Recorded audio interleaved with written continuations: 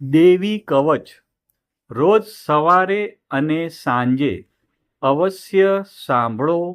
દુનિયાનું સૌથી શક્તિશાળી કવચ એટલે કે દેવી કવચ. ઓમ ચંડિકા દેવીને નમસ્કાર. માર્કંડેયજીએ કહ્યું, હે પિતામહ, જે આ સંસારમાં પરમ ગોપનીય અને મનુષ્યોનું બધી રીતે રક્ષણ કરનારું છે, અને જેને તમે અત્યાર સુધી બીજા કોઈ સામે પ્રગટ ન કર્યું હોય એવું કોઈ સાધન મને કહી બતાવો. બ્રહ્માજી બોલ્યા, હે બ્રાહ્મણ, એવું સાધન તો એકમાત્ર દેવીનું કવચ જ છે, જે ગોપનીય કરતાં પણ પરમ ગોપનીય, પવિત્ર તથા બધા પ્રાણીઓ ઉપર ઉપકાર કરનારું છે. હે મહામુનિ, તે તમે સાંભળો. દેવીની 9 મૂર્તિઓ છે. તેમને નવદુર્ગા કહે છે. તેમના અલગ અલગ નામો બતાવવામાં આવે છે.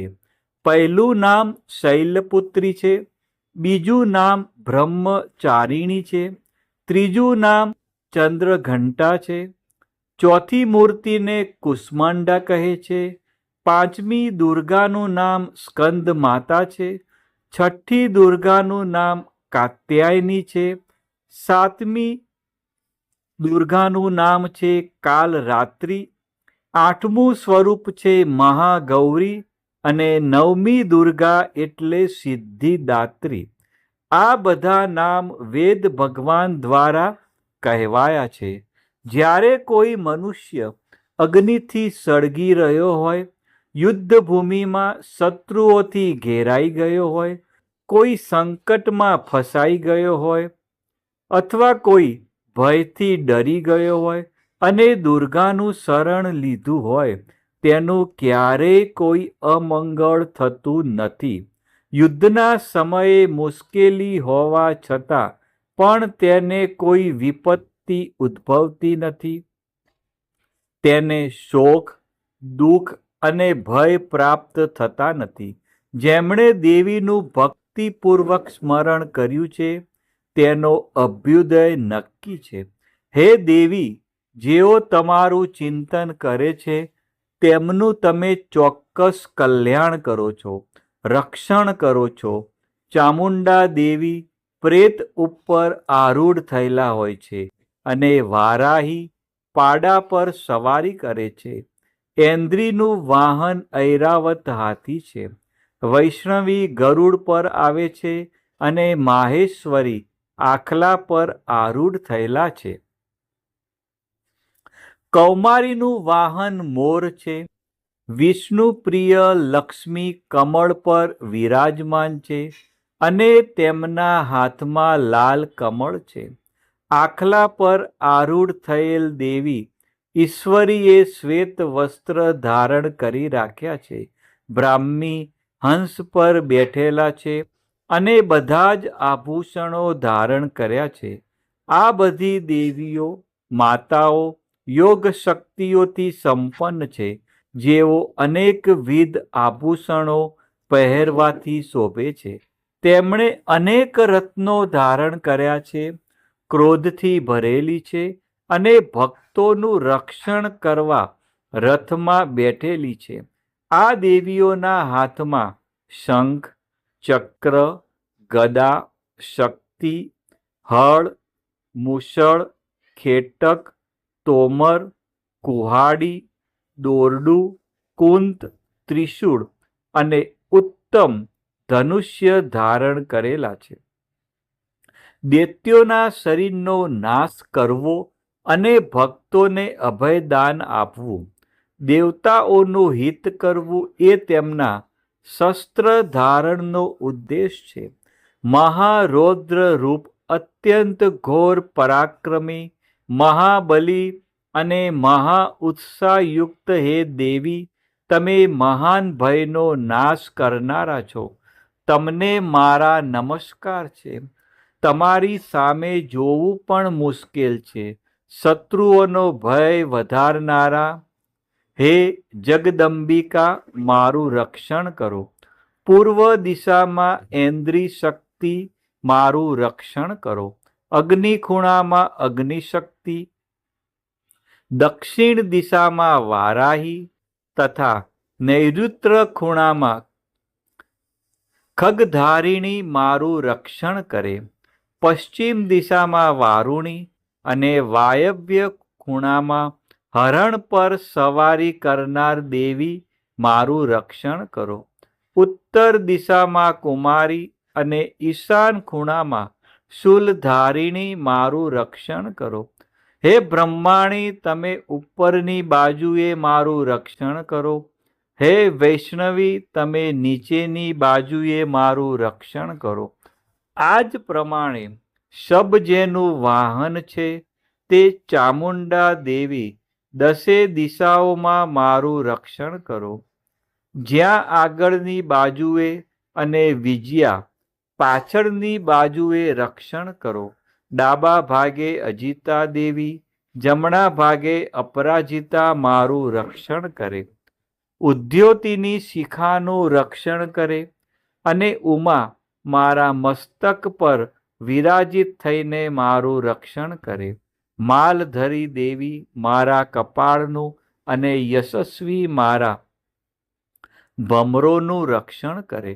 ત્રિનેત્રા ભમરોના મધ્ય ભાગનું અને યમઘંટા દેવી નાસિકાઓનું રક્ષણ કરે. શંખીની બંને આંખોના મધ્ય ભાગનું રક્ષણ કરે અને દ્વારવાસીની કાનોનું રક્ષણ કરે. કાલિકા ગાલોનું તથા સાંકરી કાનોના મૂળ ભાગોનું રક્ષણ કરે. સુગંધા નાસિકાઓનું અને ચર્ચિકા દેવી ઉપરના હોઠનું રક્ષણ કરે. અમૃતકલા નીચેના હોઠનું અને સરસ્વતી જીભનું રક્ષણ કરે. કૌમારી મારા દાંતોનું અને ચંડિકા કંઠ ભાગનું રક્ષણ કરે. ચિત્રઘંટા ગળાની ઘંટિકાનું અને મહામાયા તાળવાનું રક્ષણ કરે. કામાક્ષી દાઢીનું અને સર્વ મંગલા મારી વાણીનું રક્ષણ કરે. નીલગ્રીવા કંઠના બહારના ભાગનું અને અન્ન નલિકાનું કૌબેરી દેવી રક્ષણ કરે. ખગીની બંને ખભાઓનું અને વ્રજધારિણી મારા બંને બાહુઓનું રક્ષણ કરો. દંડીની દેવી બંને હાથોનું અને અંબિકા આંગળીઓનું રક્ષણ કરે. શુલેશ્વરી નખોનું રક્ષણ કરે અને ફૂલેશ્વરી કુખ પેટનું રક્ષણ કરો. મહાદેવી બંને સ્તનોનું અને શોક વિનાશિની મનનું રક્ષણ કરે. લલિતા દેવી હૃદયનું અને શૂલધારિણી ઉદરનું રક્ષણ કરે. કામિની નાભીનું અને ગૃહેશ્વરી ગૃહ ભાગનું રક્ષણ કરો. પૂતના અને કામિકા લિંગનું અને પાડાને વાહન બનાવનાર દેવી ગુદાનું રક્ષણ કરે. ભગવતી કટી પ્રદેશનું અને ઘૂંટણોની રક્ષા વિંધ્યવાસિની કરે. સર્વ કામનાઓ પૂરી કરનારા દેવી જંઘાઓનું રક્ષણ કરે. નારસિંહી દેવીઓનું પિંડીઓનું રક્ષણ કરે. તેજસી બંને પગોના પૃષ્ઠભાગનું રક્ષણ કરે. શ્રીદેવી પગોની આંગળીઓનું અને તલવાસીની દેવી પગના તળિયાનું રક્ષણ કરે. પોતાની વિકરાળ દાઢોથી ભયંકર દેખાતા કરાલી દેવી નખોનું અને ઉધ્વકેશિની દેવી વાળનું રક્ષણ કરે. કૌબેરી રૂવાંટીના છિદ્રોનું અને વાઘેશ્વરી ત્વચાનું રક્ષણ કરે. પાર્વતી રક્ત મજ્જા વસા માંસ હાડકા અને મેદનું રક્ષણ કરે. કાલરાત્રિ આંતરડાઓનું અને મુકુટેશ્વરી પિત્તનું રક્ષણ કરે. પદ્માવતી કમળ કોષોના મૂળ આધારનું અને ચૂડામણી કફનું રક્ષણ કરે.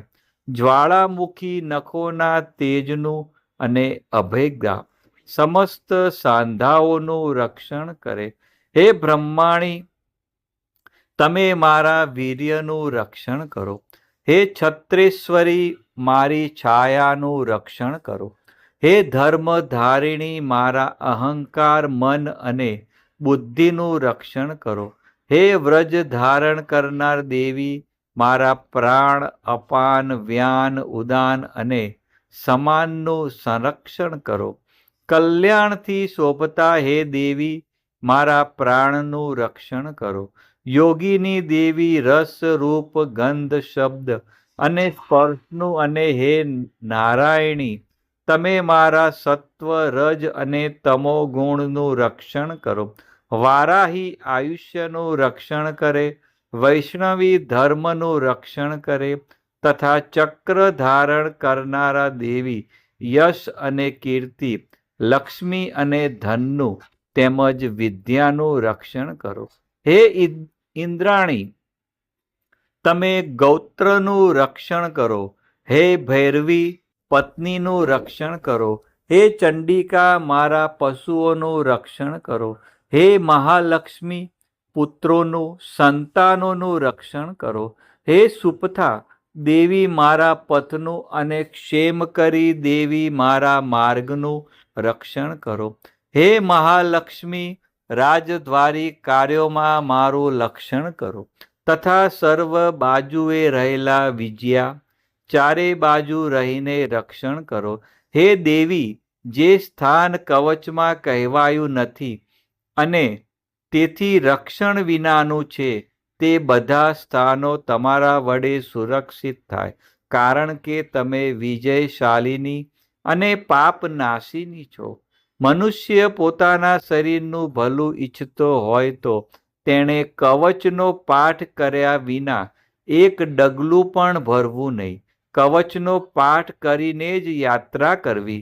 કવચના પાઠથી બધી બાજુથી સુરક્ષિત થયેલો મનુષ્ય જ્યાં જ્યાં જાય છે ત્યાં ત્યાં તેને ધન લાભ થાય છે તથા સઘળી કામનાઓ પર વિજય પ્રાપ્ત થાય છે. તે જે અભિષ્ટ વસ્તુનું ચિંતન કરે છે તેને તે અચૂકપણે પ્રાપ્ત થાય છે. તે મનુષ્ય આ પૃથ્વી ઉપર અતુલ ઐશ્વર્ય પામે છે. કવચથી રક્ષાયેલો મનુષ્ય નિર્ભય થઈ જાય છે. યુદ્ધમાં તેમનો પરાજય થતો નથી તથા તે ત્રણેય લોકમાં પૂજનીય બને છે. આ દેવી કવચ દેવતાઓને પણ દુર્લભ છે. જે આ કવચનો દરરોજ 3 સંધ્યાએ શ્રદ્ધાપૂર્વક પાઠ કરે છે તેની દૈવી કલા પ્રાપ્ત થાય છે તથા તે ત્રણેય લોકમાં પરાજિત થતો નથી. એટલું જ નહીં, તે અપમૃત્યુથી રહિત થઈને 100 કરતાં પણ વધુ વર્ષ જીવે છે. કવચ ધારણ કરનારા મનુષ્યની રાજા તરફથી સન્માન અને વૃદ્ધિ થાય છે. આ કવચ મનુષ્યના તેજની વૃદ્ધિ કરનારું અને ઉત્તમ છે.